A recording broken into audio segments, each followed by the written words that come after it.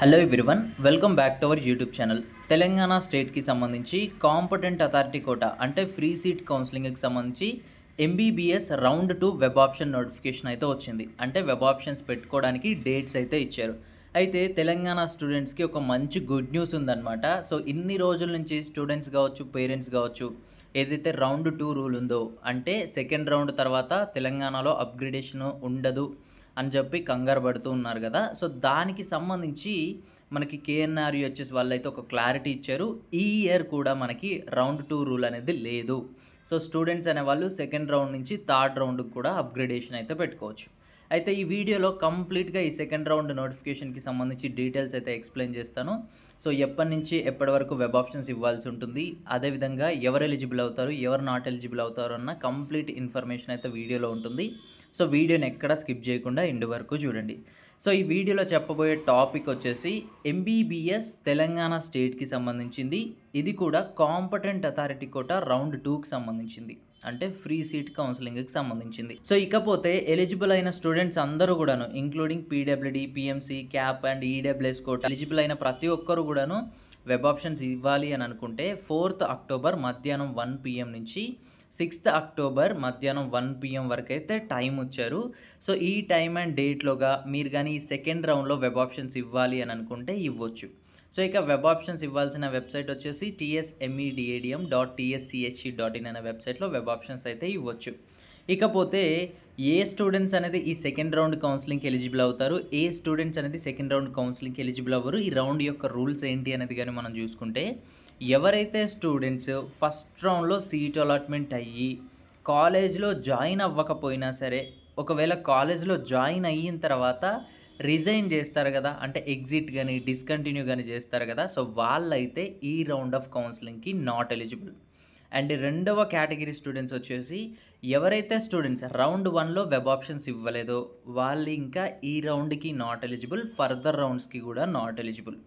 So మరి ఎవరు eligible అవుతారు అని కానీ చూసుకుంటే, ఎవరైతే స్టూడెంట్స్ రౌండ్ 1లో సీట్ అలాట్మెంట్ అయ్యి కాలేజీకి వెళ్ళి రిపోర్ట్ అంటే జాయిన్ అయ్యి ఉంటారో, అండ్ వాళ్ళు జాయిన్ అయిన తర్వాత ఫ్రీ ఎగ్జిట్ కానీ అంటే ఎగ్జిట్ అవ్వడం కానీ చేయకుండా ఉంటే వాళ్ళు ఈ రౌండ్ ఆఫ్ కౌన్సిలింగ్కి ఎలిజిబుల్ అవుతారు.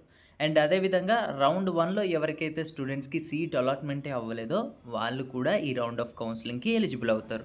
సింపుల్గా చెప్పాలంటే ఎవరైతే స్టూడెంట్స్ రౌండ్ 1లో వెబ్ ఆప్షన్స్ ఇచ్చి ఏ సీటు కూడా అలాట్ అవ్వలేదో వాళ్ళు ఎలిజిబుల్. అండ్ అదేవిధంగా రౌండ్ 1లో వెబ్ ఆప్షన్స్ ఇచ్చి సీట్ అలాట్మెంట్ అయితే కాలేజీకి వెళ్ళి జాయిన్ అవుతారు కదా, వాళ్ళు కూడా ఎలిజిబుల్ అనమాట. అంటే జాయిన్ అయిన స్టూడెంట్స్కి అప్గ్రేడేషన్ అనేది పెట్టుకోవచ్చు. సో ఇక యూనివర్సిటీ ఫీ, ఎవరైతే స్టూడెంట్స్ ఈ సెకండ్ రౌండ్ కౌన్సిలింగ్లో పార్టిసిపేట్ చేసి సీట్ అలాట్మెంట్ అయ్యింది అనుకోండి, సో వాళ్ళు 12,000 రూపీస్ అనేది యూనివర్సిటీ ఫీజు పే చేసిన తర్వాత ఆ అలాట్మెంట్ ఆర్డర్ అనేది డౌన్లోడ్ అవుతుంది. దాన్ని తీసుకొని ఒరిజినల్ సర్టిఫికేట్స్ని తీసుకొని కాలేజ్కి వెళ్ళి జాయిన్ అవ్వాల్సి ఉంటుంది. మళ్ళీ కాలేజ్లో ట్యూషన్ ఫీ అనేది సపరేట్గా ఉంటుంది. అయితే ఇక్కడ స్టూడెంట్స్కి ఉండే డౌట్ ఏంటంటే, రౌండ్ 1లో నాకు సీట్ వచ్చింది, నేను 12,000 రూపీస్ పెట్టి డౌన్లోడ్ చేశాను, మళ్ళీ ఇక్కడ పే చేయాలంటే అవసరం లేదు. ఎవరైతే ఆల్రెడీ పే చేశారో వాళ్ళు మళ్ళీ పే చేయాల్సిన అవసరం లేదు. ఎవరికైతే ఫ్రెష్గా ఈ రౌండ్లో సీట్ అలాట్మెంట్ అయిందో వాళ్ళు పే చేస్తే సరిపోతుంది. సో ఇకపోతే కాలేజ్ ఫీజు వచ్చేసి ఉంటుంది. గవర్నమెంట్ మెడికల్ కాలేజ్లో సీట్ వస్తే 10,000 రూపీస్ పర్ ఇయర్ ఉంటుంది. ప్రైవేట్ మెడికల్ కాలేజ్లో సీట్ వస్తే 60,000 రూపీస్ పర్ ఇయర్ ఉంటుంది. ఈఎస్ఐసిలో అయితే 1 lakh రూపీస్ పర్ ఇయర్ అయితే ఉంటుంది. సో ఇవి కాకుండా అడిషనల్ ఛార్జెస్ కూడా ఉంటాయి. మీకు ఏ కాలేజ్లో అయితే సీట్ వస్తుందో ఆ కాలేజ్కి సంబంధించిన వెబ్సైట్లో చూస్తే ఆ ఫీ డీటెయిల్స్ అనేది ఉంటుంది.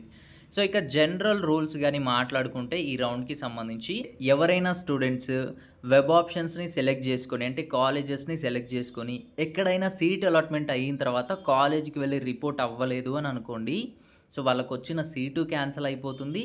అదేవిధంగా ఫర్దర్ రౌండ్స్కి కూడా నాట్ ఎలిజిబుల్. ఇది రూల్ నెంబర్ 1 అనమాట.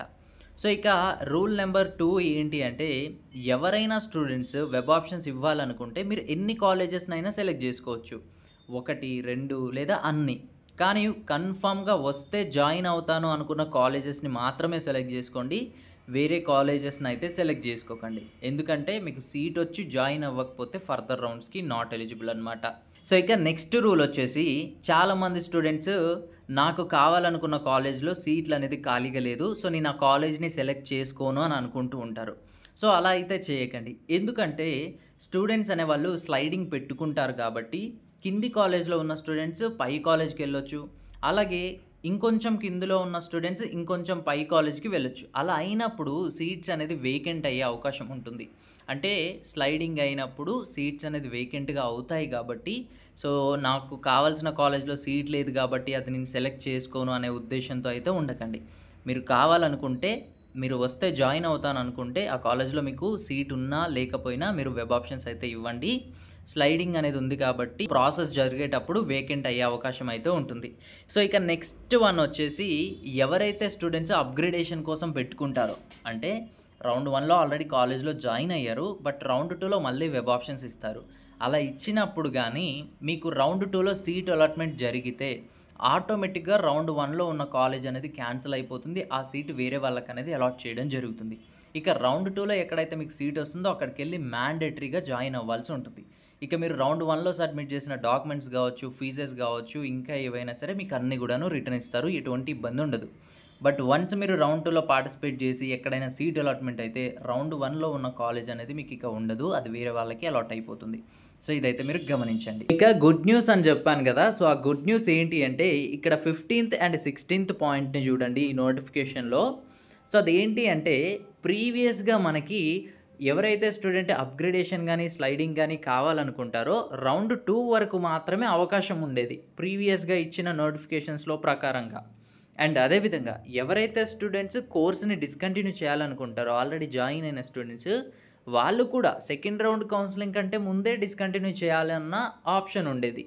బట్ ఇప్పుడు ఏంటి అంటే ఈ సెకండ్ రౌండ్ కౌన్సెలింగ్ నోటిఫికేషన్ అయితే ఏదైతే ఉందో దీంట్లో రూల్స్ అనేది చేంజ్ చేసినట్టుగా మనకు తెలుస్తుందనమాట. సో, ఇదైతే ఒక మంచి గుడ్ న్యూస్ అనమాట. సో, ఇప్పుడు ఈ గుడ్ న్యూస్ ఏంటి, ఈ రూల్స్ ఏంటి అనేది ఎక్స్‌ప్లెయిన్ చేస్తాను. సో, మొదటగా ఎవరైతే స్టూడెంట్స్ స్లైడింగ్ గాని, అప్‌గ్రేడేషన్ గాని అవ్వాలనుకుంటారో జాయిన్ అయిన స్టూడెంట్స్ మీకు రౌండ్ 3 వరకు అయితే అవకాశం ఇచ్చారు. సో, రౌండ్ 3 వరకు కూడాను అప్‌గ్రేడేషన్ ఉంటుంది. అంటే సింపుల్‌గా చెప్పాలంటే ఫర్ ఎగ్జాంపుల్ రౌండ్ 1లో ఒక స్టూడెంట్ జాయిన్ అయ్యాడు అనుకోండి. కాలేజ్‌కి వెళ్తాడు, కాలేజ్‌లో రిపోర్ట్ చేస్తాడు. సో, ఫస్ట్ రౌండ్‌లో కాలేజ్ కంటే ఇంకా మంచి కాలేజ్‌కి వెళ్ళాలనుకుంటే second round web options start అయినప్పుడు మళ్ళీ వెబ్ ఆప్షన్స్ ఇస్తాడు. తనకి వేరే కాలేజ్‌లో సీట్ వచ్చిందనుకోండి, అది అప్‌గ్రేడేషన్ అయినట్లు. సో, వేరే కాలేజ్‌కి వెళ్ళి జాయిన్ అవుతాడు సెకండ్ రౌండ్‌లో వచ్చిన కాలేజ్‌కి.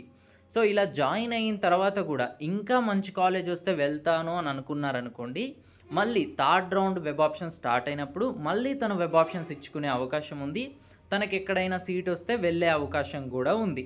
సో, ఇది థర్డ్ రౌండ్ వరకు మనకైతే అవకాశం ఇచ్చారు. ఇదొక మంచి గుడ్ న్యూస్ అనమాట.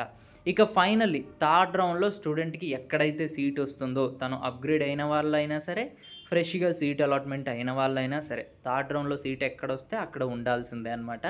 ఇది స్లైడింగ్ గాని, అప్‌గ్రేడేషన్ గాని సంబంధించింది. సో, ఇక రెండవది ఏంటి అంటే రెండవ గుడ్ న్యూస్ ఏంటి అంటే ప్రీవియస్‌గా మనకి సెకండ్ రౌండ్ కంటే ముందే జాయిన్ అయిన స్టూడెంట్స్ కావాలనుకుంటే డిస్కంటిన్యూ చేయొచ్చు. అలా సెకండ్ రౌండ్ కౌన్సెలింగ్ కంటే ముందు చేస్తేనే మేము మీ ఒరిజినల్ డాక్యుమెంట్స్ అనేది రిటర్న్ ఇస్తాము అని చెప్పేవాళ్ళు. సో, బట్ ఇప్పుడేం చెప్పారు అంటే ఈ నోటిఫికేషన్‌లో మనకేం తెలుస్తుంది అంటే ఎవరైనా సరే స్టూడెంట్స్ మీరు కోర్స్ నుండి ఎగ్జిట్ కావాలన్నా, లేదంటే మీ ఒరిజినల్ సర్టిఫికేట్స్ మీరు తీసుకోవాలన్నా, లేదు ఇంకెక్కడో మీకు సీట్ వచ్చింది. కానీ మీరు ఆల్రెడీ ఇక్కడ జాయిన్ అయ్యి ఉన్నారు. సో, మీ డాక్యుమెంట్స్ మీకు కావాలనుకున్నా కానీ మాపప్ రౌండ్ కంటే ముందు వరకు కూడాను మీరు తీసుకోవచ్చు. అంటే సెకండ్ రౌండ్ కౌన్సెలింగ్ అయ్యాక ఫ్రీ ఎగ్జిట్ అనేది ఉంటుంది. అంటే మాపప్ రౌండ్ స్టార్ట్ అవ్వకముందు. సో, ఆలోగా మీరైతే డాక్యుమెంట్స్ తీసుకొని కోర్స్‌ని డిస్కంటిన్యూ చేయొచ్చు. ఎటువంటి పెనాల్టీ లేకుండా అనైతే ఈ నోటిఫికేషన్‌లో ఇచ్చారు. సో, ఇవి 2 కూడా గుడ్ న్యూస్ అనమాట. సో, మనకి ఈ ఇయర్ రౌండ్ 2 రూల్ అనేది లేదు. స్టూడెంట్స్ థర్డ్ రౌండ్ వరకు అప్‌గ్రేడేషన్ తీసుకోవచ్చు. అట్లాగే సెకండ్ రౌండ్ అయిపోయిన తర్వాత కూడా ఫ్రీ ఎగ్జిట్ అనేది తీసుకోవచ్చు. సో, ఇవే రూల్స్ మనకి మేనేజ్మెంట్ కోటాకు కూడా అప్లికబుల్ అవుతాయి. So, management quota second round notification వచ్చినప్పుడు మళ్ళీ ఆ నోటిఫికేషన్‌లో కూడా ఈ డీటెయిల్స్ మెన్షన్ చేస్తారు. నేను దానికి సంబంధించి మళ్ళీ వీడియో అయితే చేస్తాను. బట్ ఈ కాంపిటెంట్ అథారిటీ కోటాకు సంబంధించి ఫ్రీ ఎగ్జిట్ అనేది సెకండ్ రౌండ్ తర్వాత కూడా ఉంటుంది. అలాగే మనకి స్లైడింగ్ అనేది థర్డ్ రౌండ్ వరకు కూడా ఉంటుంది. సో, ఇదొక మంచి గుడ్ న్యూస్ అనమాట. సో, ఇక్కడ మళ్ళీ కన్‌ఫ్యూజ్ అవ్వకండి. మాపప్ రౌండ్ అన్నా, థర్డ్ రౌండ్ అన్నా 2 కూడాను సేమే అనమాట. సో, థర్డ్ రౌండ్ అన్నా, మాపప్ రౌండ్ అన్నా 2 కూడాను ఒకటే. సో, మాపప్ రౌండ్ అయిపోయిన తర్వాత ఇంకా ఫోర్త్ రౌండ్ అనేది కూడా ఉంటుంది. దాన్ని మనం స్ట్రే అని కూడా అంటూ ఉంటాము.